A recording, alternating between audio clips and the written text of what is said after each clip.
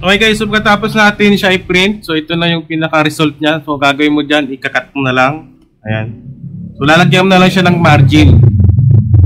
So depende pa din sa cake na paglalagyan. Kung malaki, mag-print ka rin na malaki. Pero kung maliit lang din yung ipiprint mo. Para katamtaman lang. Ayan o. Diba? So ang gamit yung photo paper dito ay photo paper na QAP. 180 GSM lang. Pero kung gusto mo mas makapal, pwede naman. So pwede gumamit ng yung kulay blue. 200 GSM yan. So depende sa printer nyo. Okay? So ikakat muna natin siya isa-isa. Naghahanap ka ba ng mga digital products at wala kang time gumawa? Bili na dito sa ating DigiBili Shop. Meron tayong poster, calendar, money envelope, at sa murang halaga lang, marami ka na pagpipilian. Bili na dito sa ating DigiBili Shop online store. Okay guys, so pagkatapos natin siyang gupitin, so madali lang naman siya gupitin dahil susundan mo lang din naman yung pinaka outline niya. Ayan, no? Magtira ka lang ng margin na kulay white para maganda naman pag ginupit na. Ayan. So gamit ka lang ng magandang gunting. So napakadali lang naman yan. Okay? So ito na yung ating na-print at na-cut. Yan. So isang set na to. So pwede mo ito dagdagan, depende dun sa paglalagyan mo ng cake. So kung malaki yung cake, magpiprint ka ng malaki. Pag maliit naman, kung one layer lang, katamtama na yung ganito kalaki. So depende pa rin sa cake talaga. Bago ka mag-print, tignan mo muna yung cake na paglalagyan or tanungin mo muna yung customer mo. Okay? So pwede ka gumamit ng straw para sa ating stand. Ayan, straw yan, di ba? Para itutusok mo na lang sa cake. Yan, gamit ka ng straw ng zest. Pwede yan. So pwede ka gumamit din ng toothpick. So pero hindi ko advise yung toothpicks, delikado yan, di ba? Lalo yung mga bata pa nagbublow ng nagbublow ng candle doon sa cake, kinusubsub nila yung bata doon sa cake. So delikado, mamaya matusok yung mata nila o yung mukha nila, di ba? So hanap na lang kayo ng alternative. So dali lang din naman yan. Parang ganito lang din naman kasi yan magiging itsura niyan, 'di ba? Ayun, no.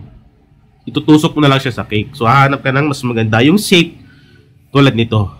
Ayan. Kung wala talaga, toothpick na lang, pero bantayin yung maigi yung mga bata dahil mamaya isubsob nila yung birthday, yung may birthday dun sa cake. Matutusok sila. So delikado. Okay?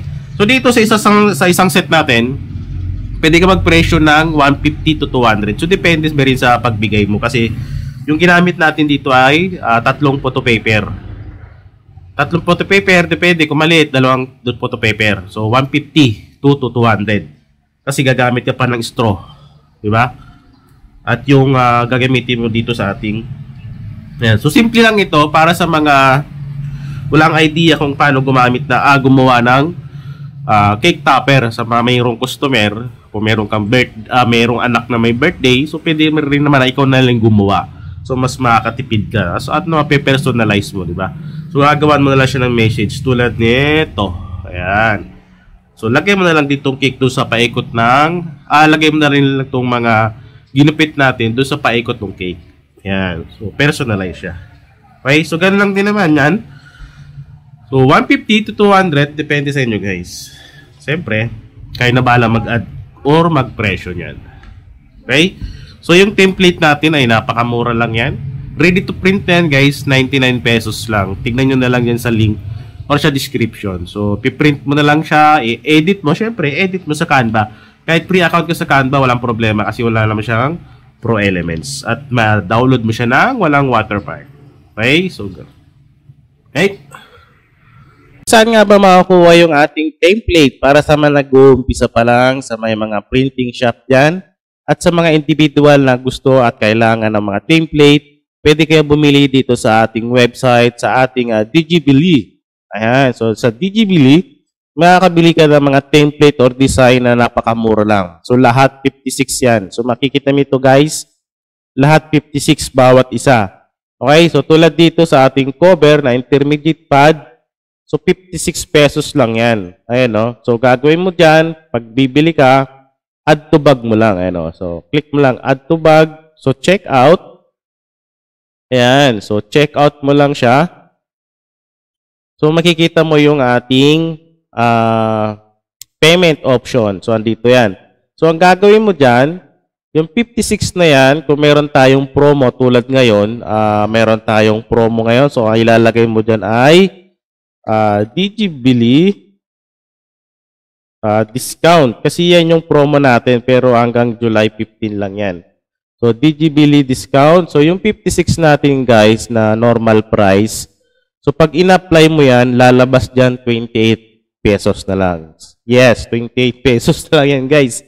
Dahil lang 50% off tayo. So, lagi tayo may discount dyan. So, pag kailangan mo ng template or design, punta ka lang sa website natin. Okay? So, gagawin mo dyan sa kontakin yung email. Ilagay mo lang yung email mo, full name, yung country, yung phone number, tapos yung reference number. Ibig sabihin, magbabayad ka muna, tapos ilalagay mo dito yung reference number mo. Okay? Yung transaction reference number. So, pag nakapagbayad ka na, mag-fill up ka, select mo lang yan, continue. Okay? So, i-proceed mo lang yan. So, hintayin mo nila yung files niyan sa email mo. So, automatic yung masisend sa email mo, guys. Okay? So, ganun lang kadali bumili ito sa ating website. Ayan. So, search mo lang or click mo lang yung link dyan sa description, yung website natin na Digibili. Ayan. So, pwede kang bumili ng mga digital